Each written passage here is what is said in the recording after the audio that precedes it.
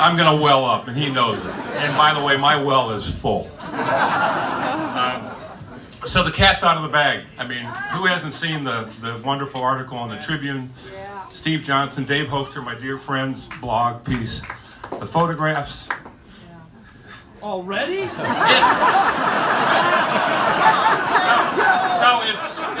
This is a dream. This is a dream. We've had many films here, but it's like a movie. Yeah, it is. With a happy. So, read the stories, folks. But you know, we all started here with a simple idea. New Year's Day, that year I think New Year's Eve was a Thursday, so you've got Friday, Saturday, Sunday, just to keep going, you know. And it was a great party at a buddy's apartment near the Park West, and you know, it went all afternoon into the evening. We just talked about, wouldn't it be great to own a bar and have music? You know? We could save up to get, you know, Ry Cooder or Jimmy Buffett. I hear he's traveling in a bus with a bunch of guys, and that's what we talked about. Long story short, it ended up being my father and mother and my brother Chris went in on it. We called Uncle Jerry, and he was a great lawyer. He talked to the people that owned it. Not only was it for sale, but it was being sold. There were two guys down the street that wanted to open a cook your steak joint. Like right here would have been hot coals. You know, there'd be T-bones and ribeyes over there and cocktails. And, well, their wives said, no way you're going to do that, you guys. Keep working on cars. So we got the place. My dad was keen to do something other than editing the magazine he was working for, and he loved to try things, and he did all the plumbing here, all the electric work himself. He designed all the lighting, designed the logo. My mom and dad took a huge risk. I mean, they put money up, and it was only $60,000. Hey, when you got 9 kids, it's a big deal. And you know, you're investing in a bar. All the horrible things that could come out of a bar. Oh yeah. So we worked on it. It took us 9 months. We kept moving the opening day, you know, July, end of summer, whatever. And then it turned out to be December 18th. So 9 months. We opened up with a great jazz band featuring veteran Chicago musicians and also Eric Snyder. Are you here? Eric? Oh wow. Eric Snyder was he blew the first note on the saxophone here. And I got to tell you, he met his wife Nora right there in that doorway, and they've been married all these years. So a couple things. Maybe Chris remembers this. I got advice from a guy down the street at the depot. He said, "Man, I'd be careful about musicians. They're weird people. Just, you know, beware." Yeah. Okay. Thank you. Stuck in my brain. And then the other time when Chris and another guy were up in the front, we used to have a post out there, and we were hanging our custom-made sign with the logo. Very proud of it. And this, you know, Six-Pack Joe walks by, and he looks up at us, and we look down, and he goes, "Hey, don't you know this is the street of broken dreams?" Oh, we're like, nice. "Hey, thanks, buddy. See you later." So it's a very this simple idea of a, you know, great old room. And a stage. It has all those simple ingredients. Four wooden walls. You know, it's got a vibe. It might, you know, it's got history. Yes. You right on. you add to that a wonderful staff. Yeah.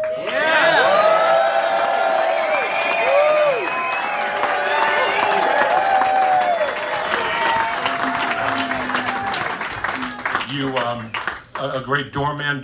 Al Downs, our great original doorman. To greet you at the door. Our club friends, our music fans. It's just unbelievable.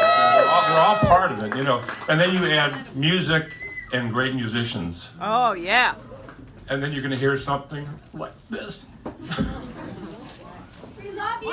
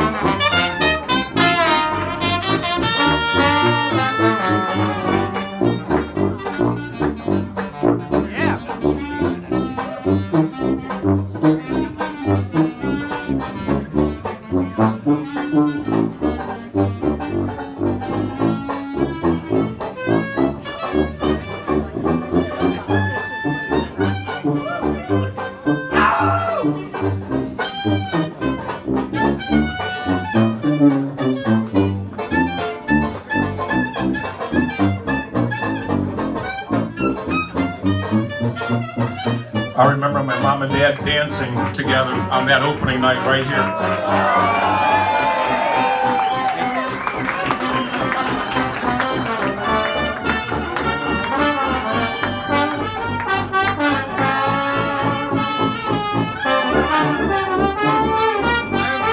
I remember the toilets were put in a half hour before opening, but it all went well.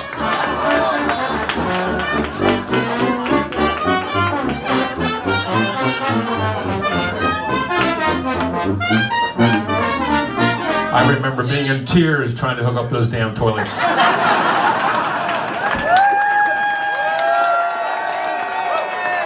right, so for me, this is a journey because, well, one, my dad sold his shares to my younger brother Terry and I, and my dad was a huge part of opening the club back in the day. But I have to say, these walls have like an amazing memory of just love and goodness from everybody here. Best vibe ever. And there's a song, he wrote a sonnet, and there's a line from the sonnet that I think captures 100% what happens here every day. And that line is simply, magic in the commonplace delights.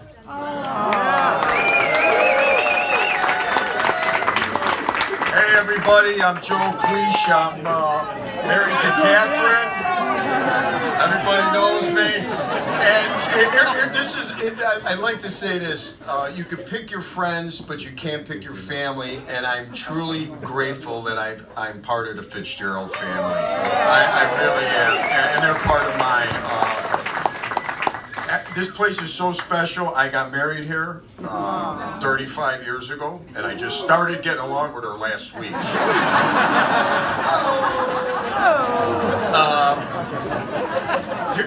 What's so cool about this place to me is you have, it's life. Fitzgerald's is life. You have christenings, baptisms, graduations, weddings, and then funerals. You encompass everything in this in the world we live, and I am definitely a better person from knowing the Fitzgerald family. I'd like to raise a glass to the Fitzgeralds. God bless everyone here.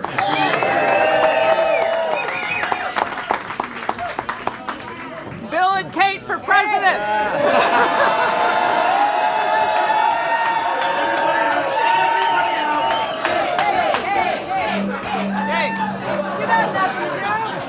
All right, like one more cheer for us, like a really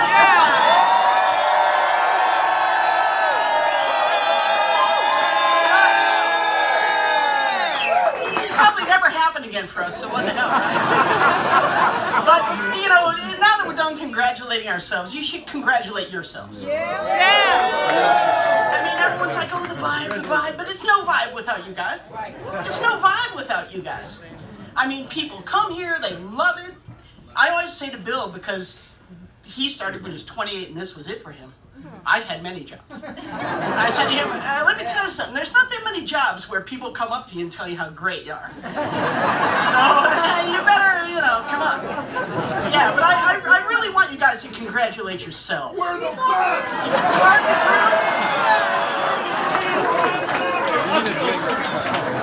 All those nights when, who was here for Alejandro when all the lights went out? Did you leave? No! Who was here for Expo 76 when the power went out? Did you leave? No! It's fantastic. Not to mention, you know, you put our kids through school. You helped us buy our house. It's only because of you we have a Subaru. So, I mean, as much as you think you owe to us, we owe everything to you. And we just want to say thank you.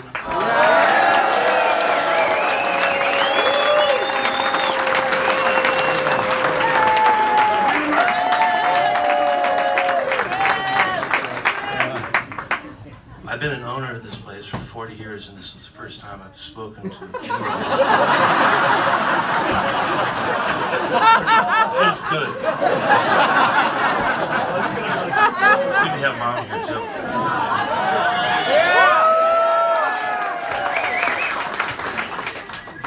I'm actually a special ed teacher in Australia, so talking to you people is easy. You're so nice. One of the things about this place, because actually Bill said the original doorman was Hal Downs, but I was the original doorman. But the thing about the people here is that you guys came in, you just had a nice time. It was effortless. So it was like a non-job. It's like just have a beer and talk to fun people, and listen to good bands.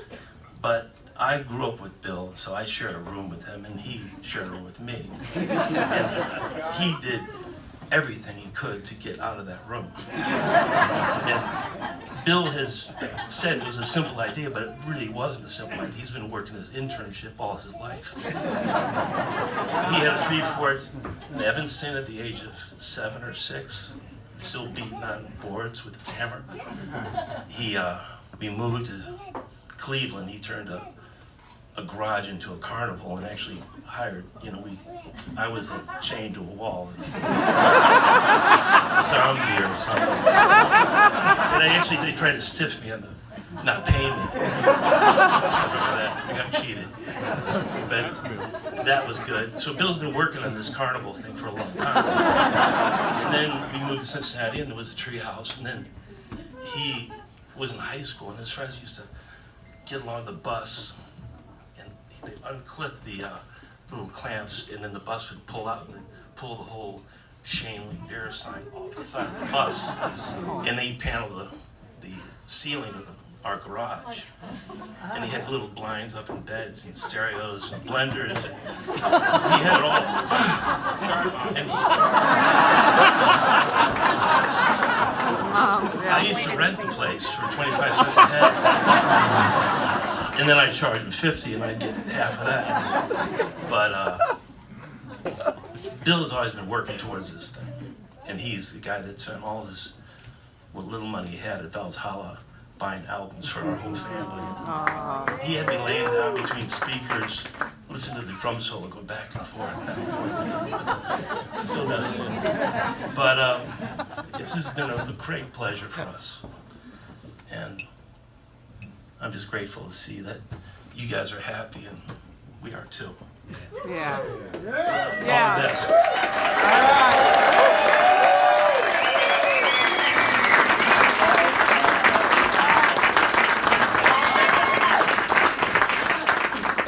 I cannot remain silent. Ever. But I have to say that I've been enriched by this place. And I think a lot of you guys feel the same way. Yeah. Yeah. I got my first steady gig. I was a broom boy that was, like the old, sweeping up the place on St. Patrick's Day, our very first St. Patrick's Day.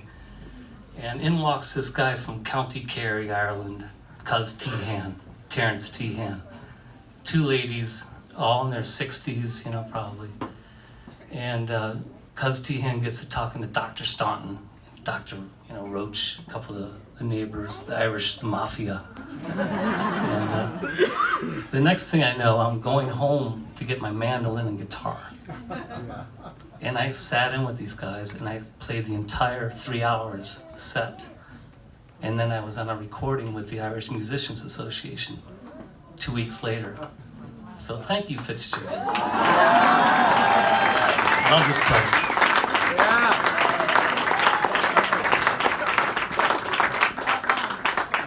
All right, folks, we'll like the song that Clifton Chenier used to sing here all the time. Oh, yeah. How's it go? It says, hey, you want to have some fun? Let's all get together, and we're here. Let's let the good times roll. All right, folks, Expo 76 and the Total Pearl Horn. Thank you so much.